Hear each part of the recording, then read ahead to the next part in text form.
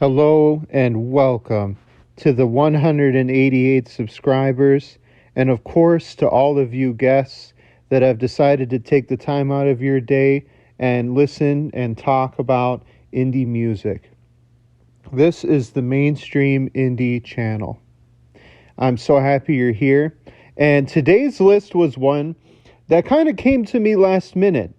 I'd been on vacation this past week. I'd been out of town and I had some ideas. I usually have ideas for videos about 2 or 3 weeks in advance, but this time I was kind of blanking on what indie song I wanted to talk about when all of a sudden it just kind of hit me like a strike of lightning. And I thought about it, and again, I don't know if I would really consider this an indie song, but at the same time, you know, it was a smaller label, even though it was under the direction of Jay-Z. And really his come up afterward is just absolutely incredible. And I credit it more to him versus like him working with a label. Now, who am I talking about? I am talking about Lupe Fiasco. But more specifically, this week we are going to talk about his song, Kick Push, which is going to be really confusing. I'm going to make sure I get the order right in that song, even though it's only 2 words. But I might flip it, so, don't kill me, don't hate me, everybody, and stop flipping off of the channel before you finish it. With all that out of the way, let's set up the backstory now. Who was Lupe Fiasco before he got started? Well, he lived a very interesting life where he credits a lot, actually, of his writing to the way that he was raised and the way that his parents trained him. Because apparently his parents separated when he was 5 years old, but his father remained very active in his life. And if anything, it seems like the relationship with his father is what kind of drove him to where he's at today. Because even though his father didn't live in the best of neighborhoods, what was interesting is he says, he would walk around town and he would see violence everywhere. He would hear about shootings and murders. He would see prostitutes walking on the street, drug deals. But then he would walk inside of his house and he would say there would be, the New York Times would be laid out everywhere. National Geographic would be out. They didn't have cable, so he didn't spend time just kind of mindlessly watching television. They would have deep kind of philosophical talks with his father. And I really thought it was interesting. He said his father taught him even how to use a gun in self-defense. But it wasn't, just kind of like, here's a weapon. He showed him how to use it. So very interesting way of life that he had, And like I said, he credits a lot of it to where he is now, to that upbringing that he had as a child. So what happened was when he was 17, 18, he kind of knew he wanted to be a rapper, but he felt afraid telling his mom and dad about that and his friends. So he kept it somewhat kind of private. I do believe probably his parents either ended up finding out or they had some kind of inkling. But he was almost ashamed of wanting to become a rapper. And the reason why is because he hated the reputation that rap music had at the time. Rap music nowadays is very different, especially with its lyrics. You can credit, I think, a lot of that to Kanye West.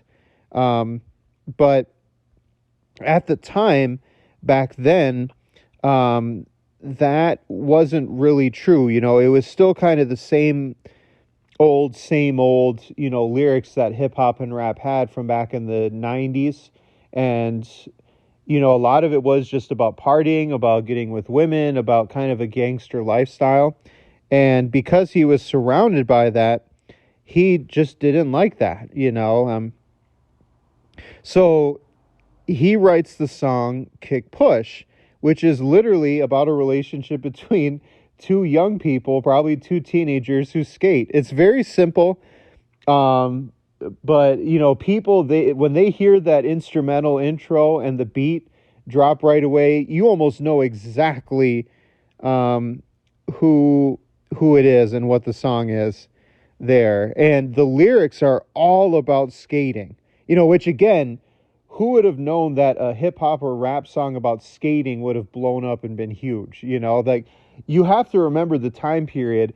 Those worlds did not mix yet. Like, they were just very separated. But right away in his lyrics, he credits his label, and then he says he dedicates this one right here to all his homies out there grinding legally and illegally.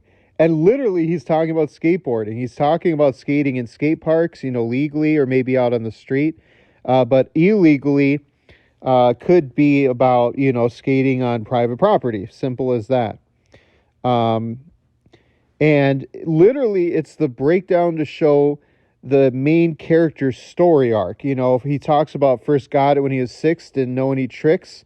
Matter of fact, first time he got on it, he slipped, landed on his hip, and busted his lip. For a week, he had to top with a lisp like this. And it's just absolutely incredible, his lyrics in this song, where it's so simple. He's just talking about a male skateboarder. But he said he didn't give up. He said his neighbors couldn't stand and got him banished to the park as well. He even kind of made the sound a skateboard makes. I'm not going to try to do that, but right in the middle, he kind of describes it.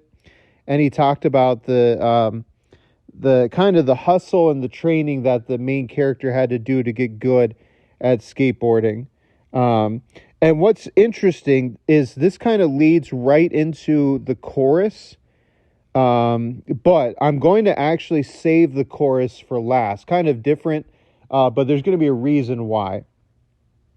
So the second verse, is, now he's a little older, probably in his late teens. He's got a lot of confidence.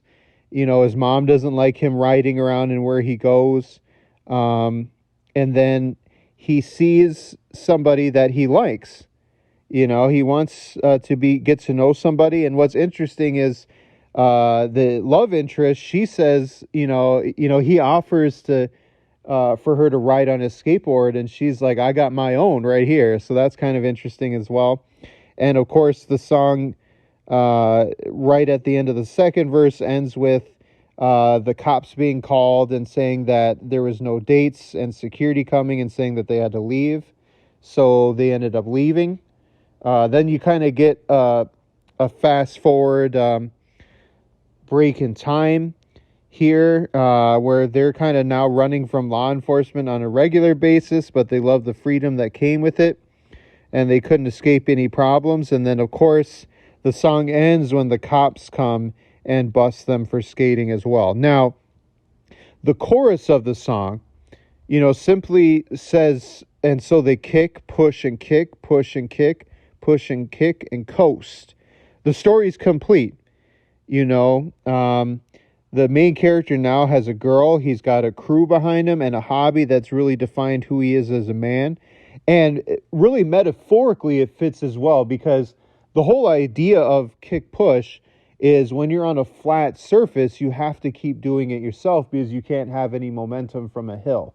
And so, metaphorically, that's like what the main character did. He had to do everything by himself until eventually he was able to get the momentum that he had.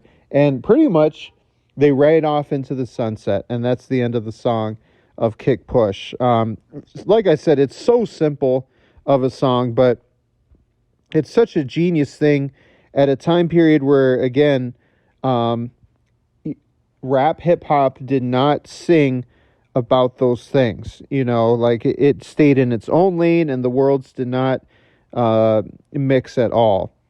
And so Lupe won so many awards for that, especially that album, Lupe Fiasco's Food and Liquor, was absolutely incredible. And it's a very well-known album too. Lupe himself has grown tremendously since then. His major albums, got lots of hits off of them. And, he's just a very well-known person in the hip-hop world. So, yeah, if you haven't listened to it, give it a chance and check it out. Listen to Kick Push by Lupe Fiasco, and I will see y'all next week.